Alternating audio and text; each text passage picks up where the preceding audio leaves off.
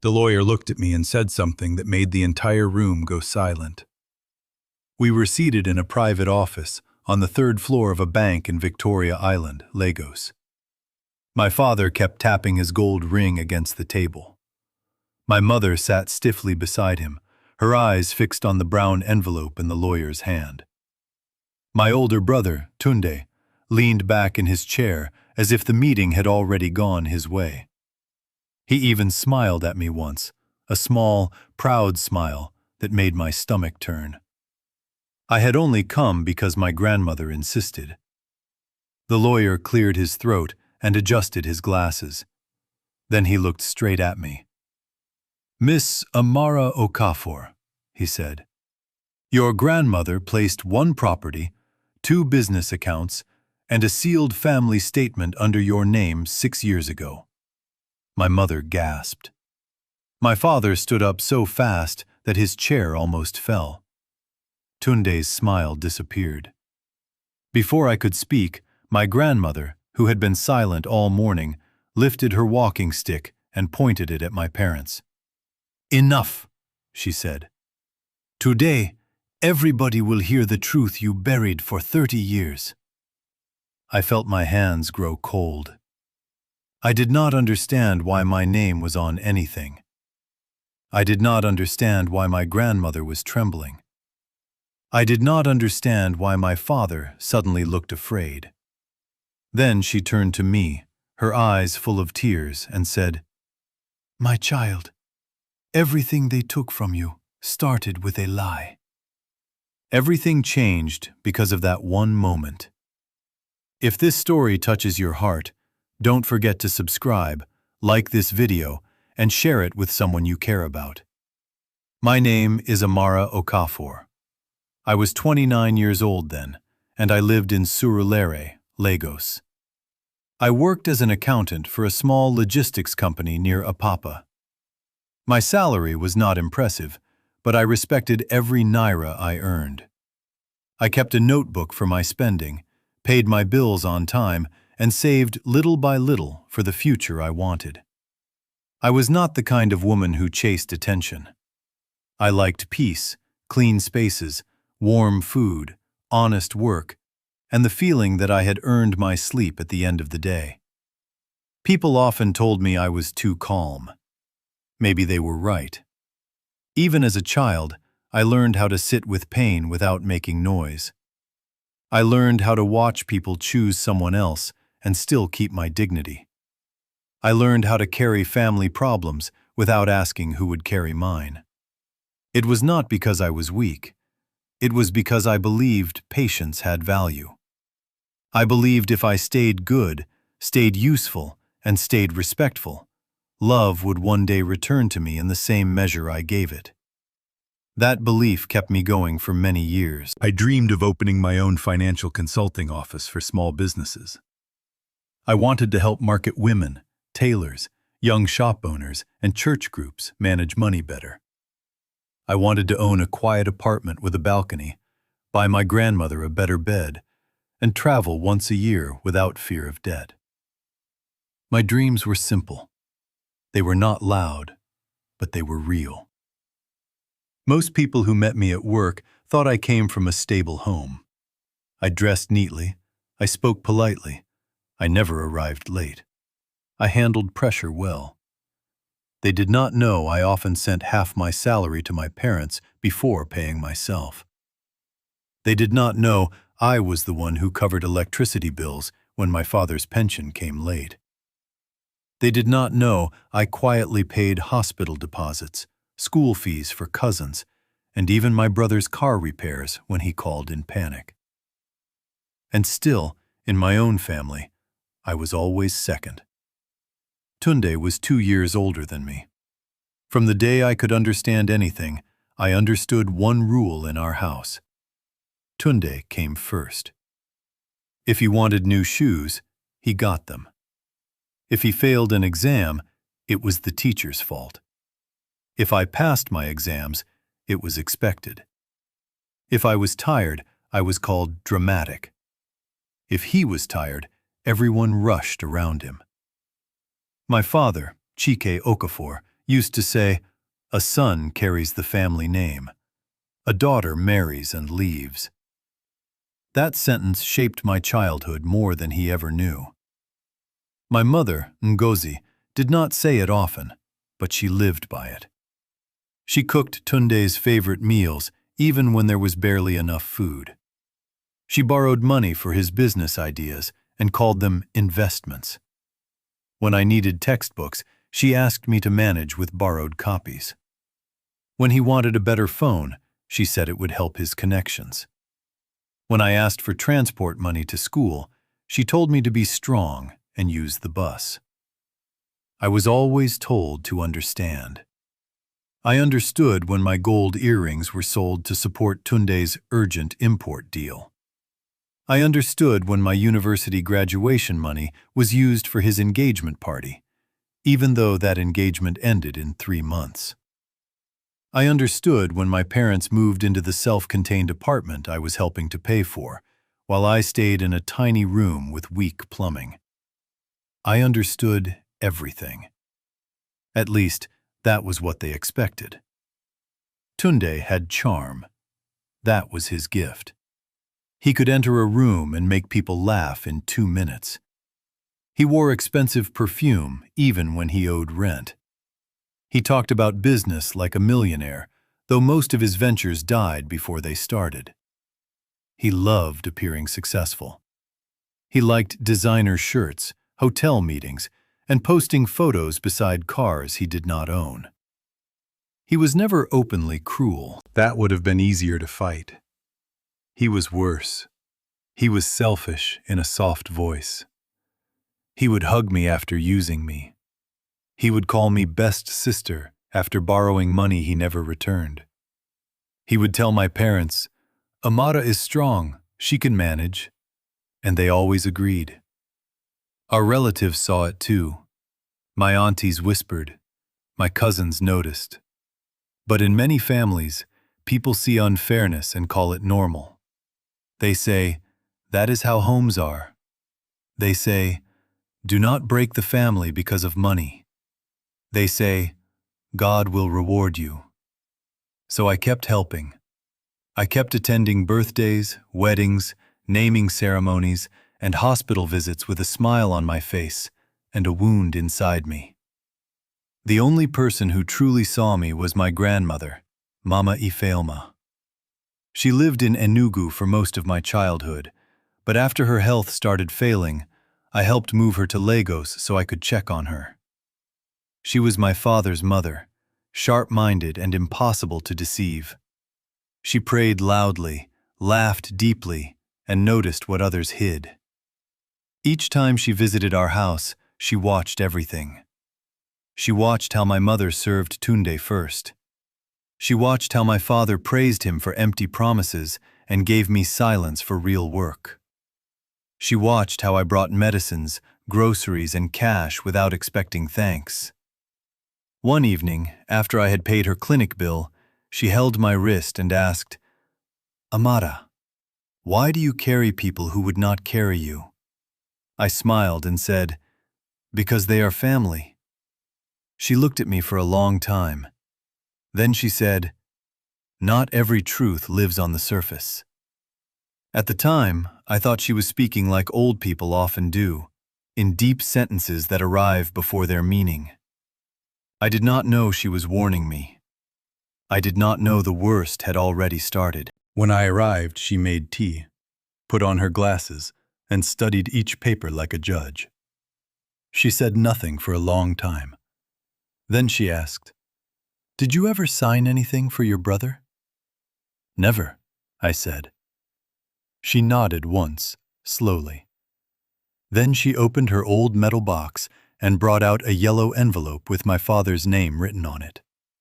She did not let me touch it. "Not yet," she said. "First, we must know how far this has gone." I looked at her and realized she already feared the answer. I thought that was the end. I was completely wrong. The betrayal was bigger than stolen forms and fake signatures. 2 days later, my bank froze one of my savings accounts for review. A loan application had been attached to my profile, using supporting income statements from my office. Someone had forged employment letters, added false liabilities, and used me as a guarantor for a business facility worth several million naira. I nearly dropped my phone when the compliance officer explained it. A guarantor? For whose business? He would not tell me on call. I had to come in person. I took half-day leave and went straight there. I answered questions, signed a fraud complaint, and asked for the beneficiary name. The officer looked uncomfortable, then slid a document across the desk. The business name belonged to Tunde. I felt my throat close. I did not scream. I did not cry there. I simply stared at the papers, at the bold letters of my brother's company, at the line where my supposed consent appeared, at the false promise that I would be responsible if he defaulted. In that moment, the money stopped mattering first. What broke me was how easily he had used me. He had watched me work late. He had borrowed bus fare from me before. He had eaten food in my house. He had called me his prayer partner. And all that time, he was building a trap with my name. When I reached my parents' house that evening, Tunde was not there. My father said he had gone out for a meeting. My mother refused to meet my eyes. I placed the bank papers on the table and asked again, who knew about my housing savings? Who had copies of my ID? Who had my signature samples? My father exploded. Instead of asking what happened, he accused me of trying to destroy my brother's future. He said men face pressure women do not understand. He said Tunde only needed support, not disgrace. He said if I took this matter outside, I would shame the family name. That was when something inside me finally died. Not my love, my illusion. I looked at my mother and asked, "Did you know?" She burst into tears and whispered, "We thought he would pay it back before you noticed." Before you noticed. The room went silent after that. My own parents had known. Maybe not every detail, maybe not from the beginning, but enough. Enough to stay quiet. Enough to let me keep sending money. Enough to let me walk into danger, smiling. I left with shaking legs. Tunde called me 7 times that night. I did not answer. Then he sent a long message. He said it was just a temporary arrangement. He said he was close to a breakthrough. He said I was overreacting. He said family should support family. He said our parents were old and I should not stress them. Not once did he say sorry. That hurt more than the fraud. The next morning I began my investigation. I was not trying to punish anyone. I was trying to save myself. First, I met the bank's fraud unit and requested a full internal review. Then I reported identity misuse and asked that all linked accounts, emails, and loan documents be traced. Because I worked in finance, I knew enough to ask the right questions. I requested timestamps, branch locations, CCTV access requests, device records for email logins, and copies of every signature page connected to my name. The officer handling my case was a woman named Mrs. Bassi. She was direct and kind. She told me quietly, "If this is inside family, prepare your heart before you prepare your file." I never forgot that sentence. Next, I met a lawyer through my office manager's husband. His name was Kunle Adebayo. He reviewed my folder, adjusted his tie, and said we needed facts before emotion. I appreciated him immediately.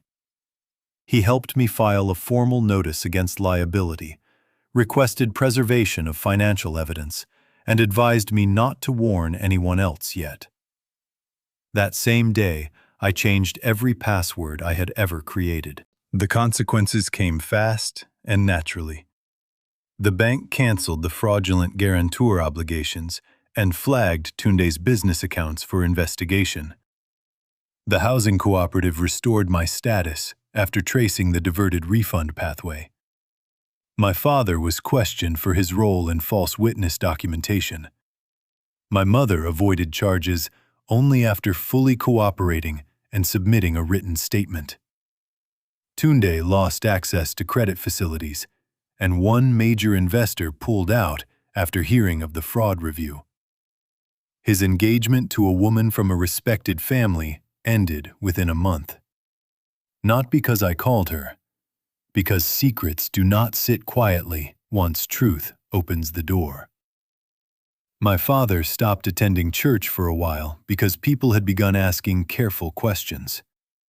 My mother grew thin and silent. Tunde moved out of the service department he had been pretending to afford. Some relatives blamed me at first. They said I should have settled it privately. They said family matters should stay inside the home. But when the real story spread, many of them changed. A few even came to apologize. The apology that mattered most never came. Tunde sent one message after the meeting. It said, "You have ruined everything." I stared at those words for a long time. Not, "I am sorry." Not, "I was wrong." Just blame. I deleted the message and blocked his number. My grandmother moved in with me after that. Her health was weaker, but her mind remained strong. One evening, while we sat on my small balcony, she held my hand and said, "Do not let their sin become your character." I knew what she meant. Pain can make people hard. I did not want that. So I kept working. I went to therapy through a church counseling program. I learned how to say no without shaking. I stopped sending money to people who only remembered me in emergencies. I rented a better apartment using part of the funds my grandmother had protected. It was not a mansion. It was a clean two-bedroom flat with sunlight in the morning and peace at night. To me, it felt like freedom. Within a year, I left my old job and started a small financial advisory service for women-led businesses. At first, I had only 5 clients, then 12, then 23. I taught basic bookkeeping, savings habits, loan caution, and fraud awareness. Funny enough, the very pain that nearly buried me gave me the knowledge to protect others. That mattered to me. I also started speaking to younger women in my church about boundaries. Not rebellion, boundaries. There is a difference. Love does not mean surrendering your future. Respect does not mean becoming easy to use. Family does not mean offering your neck to people who call it support while tightening the rope. My grandmother lived long enough to see my office sign go up. She cried when she saw it. So did I. As for my parents, time humbled them. My father called me one rainy afternoon and asked if we could talk. His voice sounded older, smaller. We met in a quiet restaurant. He did not defend himself. He simply said, "I failed you." My mother said the same some weeks later. Through tears, I finally believed. I did not rush forgiveness, but I allowed honesty to begin where lies had ruled for years. That was my new beginning. Not revenge, not triumph. Peace. Today, when I look back, I no longer ask why I was not chosen. I know the answer had nothing to do with my worth. I was not less lovable, less important, or less deserving. I was simply standing inside a broken story that started before I could speak. The adults who should have protected me chose fear, pride, and silence. That was their failure, not my identity. The hardest lesson of my life was also the one that saved me. Truth may hurt you when it arrives, but lies destroy you while they stay. For many years, I thought being a good daughter meant enduring everything quietly. I thought patience alone could fix what selfishness kept breaking. I thought one more sacrifice would finally earn me the love I had already deserved from the beginning. I was wrong. Love without respect becomes exploitation. Family without truth becomes performance. Forgiveness without boundaries becomes permission. I still believe in kindness. I still believe in helping people. But now I also believe in documents, clear limits, and walking away from hands that only reach for you when they need something. Healing did not come the day my family secret was exposed. Healing came the day I stopped carrying shame that never belonged to me. Sometimes losing the people you trusted becomes the first step toward finding yourself. It began 3 months before that meeting at the bank. I discovered I had been removed as next of kin from an insurance file I had opened for my parents. The branch officer called me by mistake because my number was still attached to old documents. At first, I thought it was a small correction. Then she mentioned that the update included a transfer instruction linked to one of my savings accounts. My savings account. I asked her to repeat herself. She did, more slowly this time. According to their records, I had authorized a joint review of certain investment papers and signed supporting identification forms at a partner office in Lekki. I had done no such thing. My first feeling was not anger. It was confusion. I requested copies. She hesitated, then agreed because I was the original account holder and some forms still carried my employment records. When the scans reached my email that afternoon, I stared at them until my eyes burned. My signature was there, or something that looked dangerously close to it. There was also a photocopy of my national ID. The image was grainy, but it was mine. My old address, my details, my name. Only one thing was wrong. The phone number on the verification line was not mine. I remember sitting very still at my office desk while trucks moved outside and horns filled the air. My fingers felt numb on the mouse. Who had my ID copy? Who had access to my old documents? Why would anyone connect my name to financial papers I had never seen? That evening, I went to my parents' house without calling first. My mother looked surprised to see me. Tunde was in the sitting room, watching football with one leg over the arm of the sofa. My father was reading a newspaper. I asked a simple question. Has anyone used my documents recently? 3 heads turned toward me. My father frowned. Used them for what? For any bank matter, I said. Any business registration, any property process. Tunde laughed too quickly. Why are you asking like police? He said. My heart dropped then, but I kept my face calm. I am asking because someone signed papers with my details. My mother stood up and started arranging plates that did not need arranging. My father folded his newspaper with unusual care. Tunde shrugged and said, maybe I had forgotten something I signed before. Then he asked if I could lend him 200,000 naira because a supplier was holding goods at the port. That was when I knew something was wrong. Not because of what they said, because none of them looked surprised enough. I left without arguing. On the bus home, I replayed every year of obedience in my head and felt something shift inside me. Not anger yet. Clarity. The kind that hurts because it arrives late. Still, I did not know the worst was coming. The next blow came from my landlord. I had been saving for 2 years to make a down payment on a small flat through a cooperative housing plan. It was my private hope. I told almost nobody except my grandmother and, foolishly, my mother. One Saturday morning, the property agent called and asked why I had withdrawn from the plan.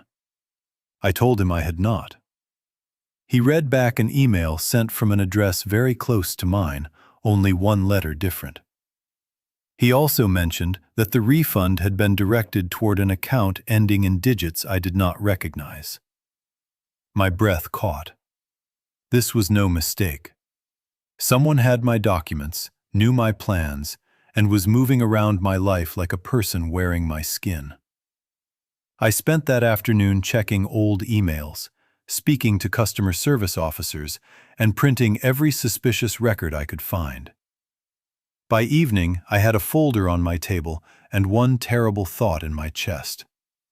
This could only be someone close. When I confronted my mother again, she cried before I even finished speaking. Not the tears of a wounded person, the tears of someone cornered by truth. She said I was insulting the family.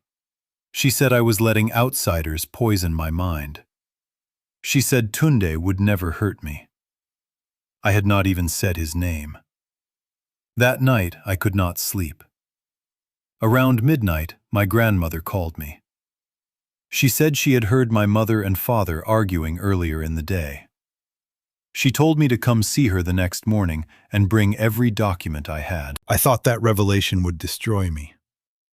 Instead, it made everything clear. The final proof came 1 week later at the bank meeting.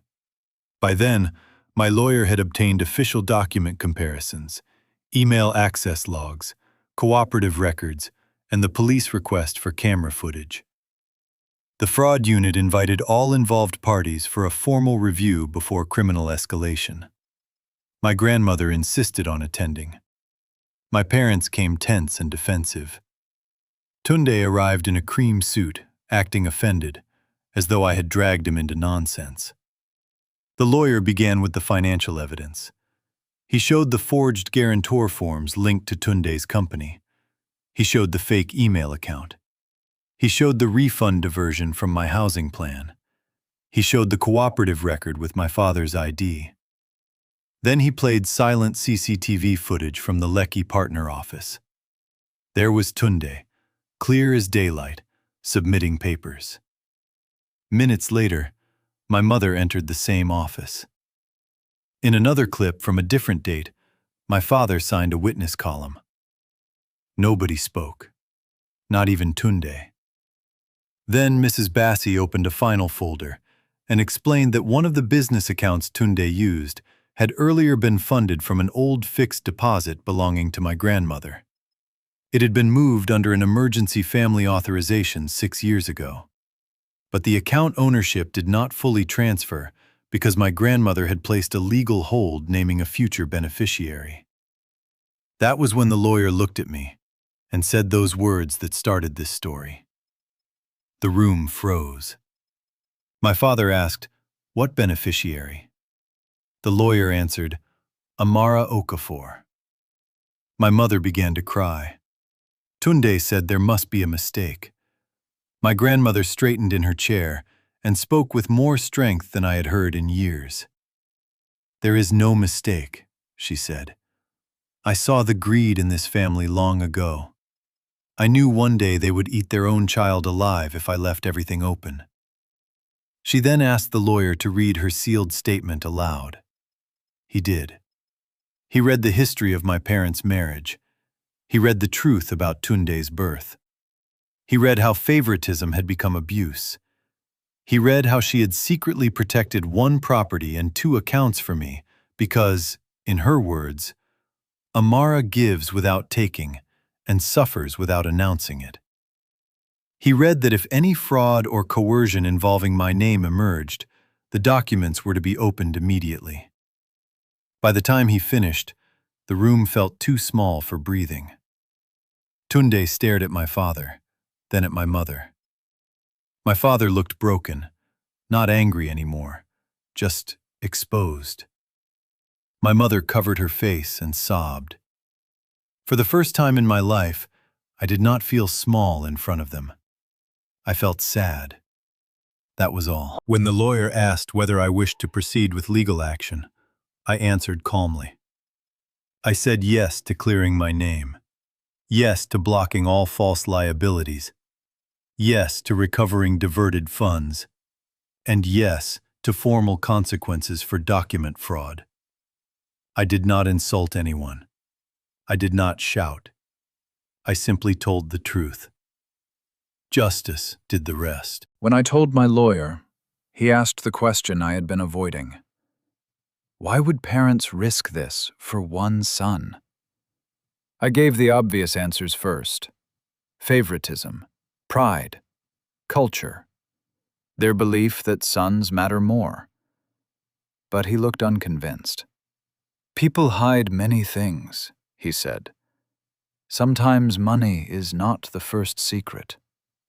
That night I visited my grandmother again and placed all the new documents before her. She listened without interrupting. When I finished, she closed her eyes and said a prayer under her breath. Then she took out the yellow envelope again. "This was meant for your father after my death," she said. "But death is taking too long, and lies are moving too fast." She handed it to me.